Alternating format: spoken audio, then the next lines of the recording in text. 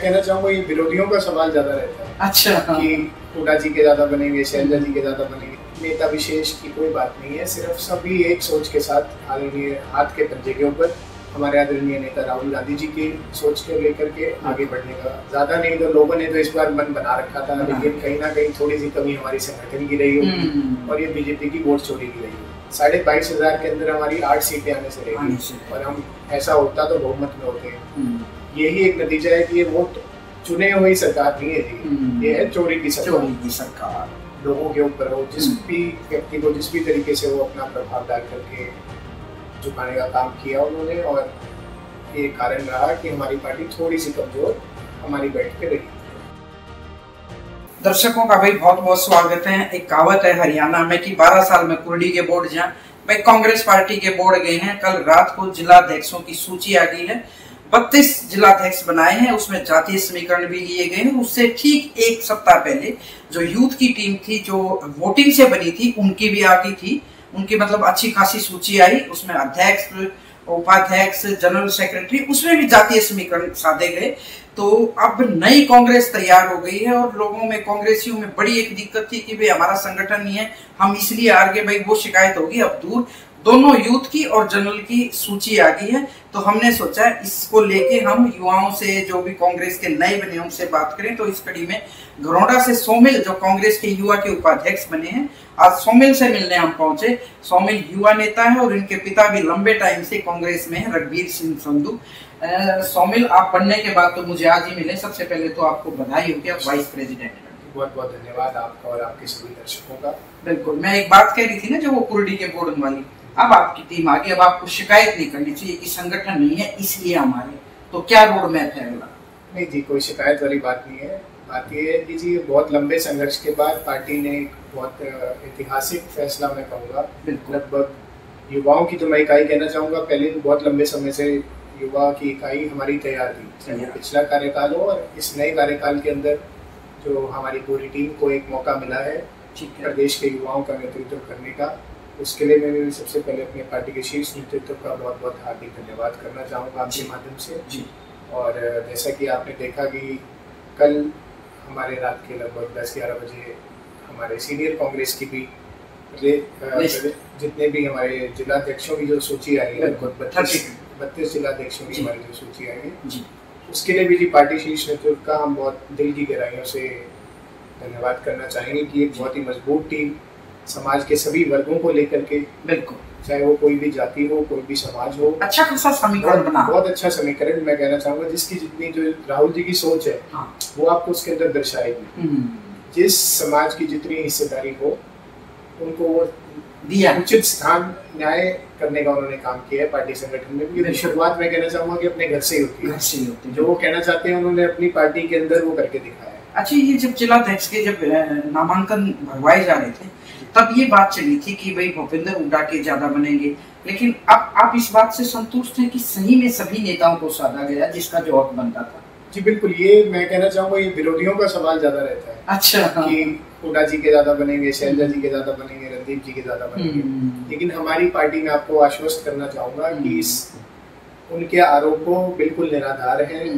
Party के अंदर कोई नेता विशेष की कोई बात नहीं है। सिर्फ सभी एक सोच के साथ आदरणीय हाथ के पंजे के ऊपर हमारे आदरणीय नेता राहुल गांधी जी की सोच को लेकर के आगे बढ़ने का काम कर रहे हैं। तभी बनेगी जी बिल्कुल, तभी कांग्रेस पार्टी का सिंबल है, उसके बैनर के तले हम सभी लोग काम कर रहे हैं और सभी पार्टी के एक छोटे से कार्यकर्ता है। अच्छा, अभी तक तो ना 2 चुनाव हुए बगैर हथियार के युद्ध के मैदान में जाना बिल्कुल बेवकूफी मानती है।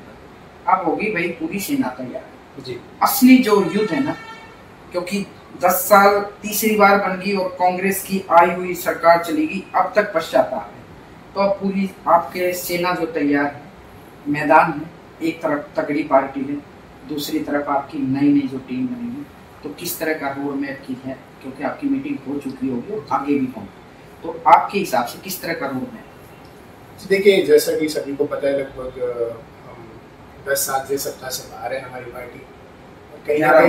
कहीं ना कहीं छोटा सा कारण मैं मानता हूँ कि ज्यादा नहीं तो लोगों ने तो इस बार मन बना रखा था, लेकिन कहीं ना कहीं थोड़ी सी कमी हमारी संगठन की रही होगी और ये बीजेपी की वोट चोरी की रही होगी। वोट चोरी का बिल्कुल, वोट चोरी बीच में बीजेपी ने जैसा कि राहुल जी ने अभी एक प्रेस वार्ता के अंदर इनका पूरा पर्दाफाश करने का चिंगारी लगा दी उन्होंने तो, और उन्होंने तो सिर्फ अभी एक लोकसभा को पकड़ के पूरा दर्शाया है।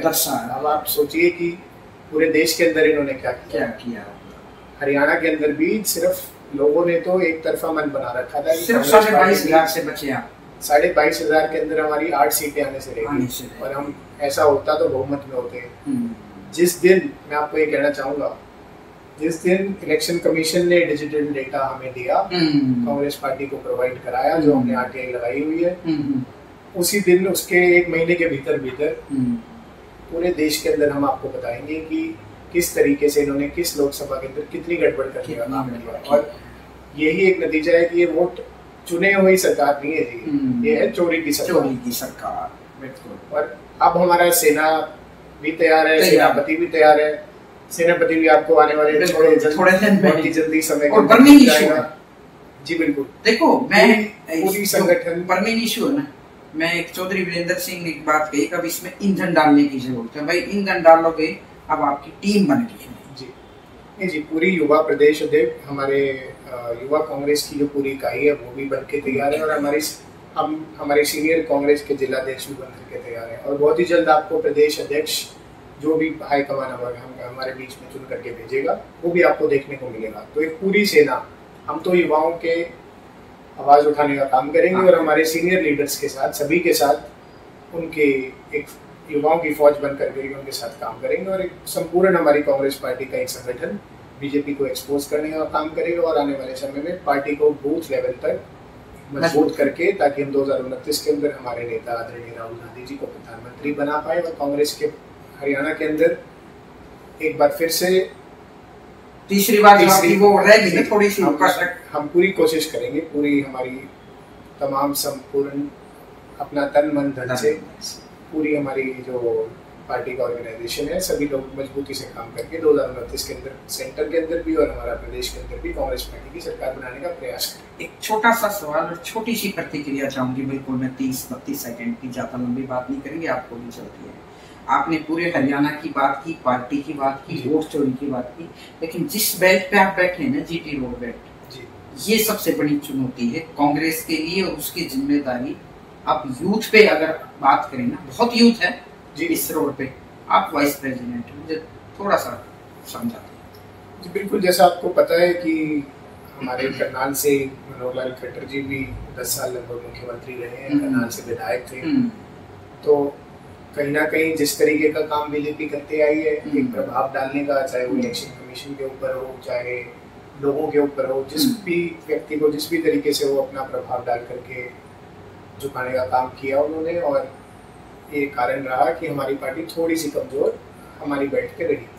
लेकिन अब एक पूरा नया संगठन बन के तैयार है, हमारे सारे सेनापति तैयार है, सब लोग मिल करके इनको जीटी रोड बेल्ट से उखाड़ने का काम करेंगे, क्योंकि यही बेल्ट है जो इनको बिल्कुल खींचती है, उखाड़ने का काम करती है। तो आने वाले समय में हमारा फोकस यही रहेगा कि यहाँ के युवाओं के जो मुद्दे हैं, क्योंकि यहाँ पे एक बहुत ही भारी मात्रा के अंदर अगर आप देखोगे जीटी रोड बेल्ट पे जो विदेश का पलायन हो रहा है, तो हमारी ये मांग रहेगी आने वाले समय में कि उन युवाओं की आवाज, ताकि किसी बच्चे को अपने माता पिता को छोड़ करके विदेश ना जाना पड़े, और उनको यहीं पर ही अपना रोजगार के मौके मिले।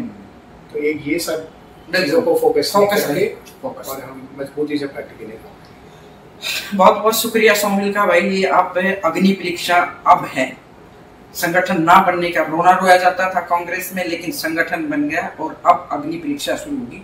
देखते हैं आने वाले समय में भारतीय जनता पार्टी की जो एक वोट चोरी का जो एक ये सबसे बड़ा बर्निंग इशू है, इसको कैसे आम जन तक ले जाकर, इस मुद्दे को विपक्ष का नहीं आम जन का अगर बनाएंगे।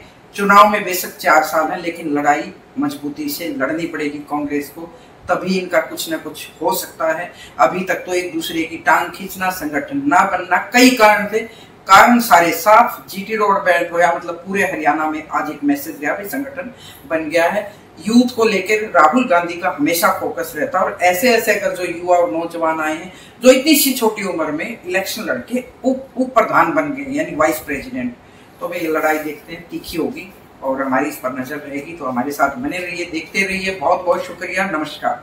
सत्य खबर, सत्य, सटीक, बेबाक।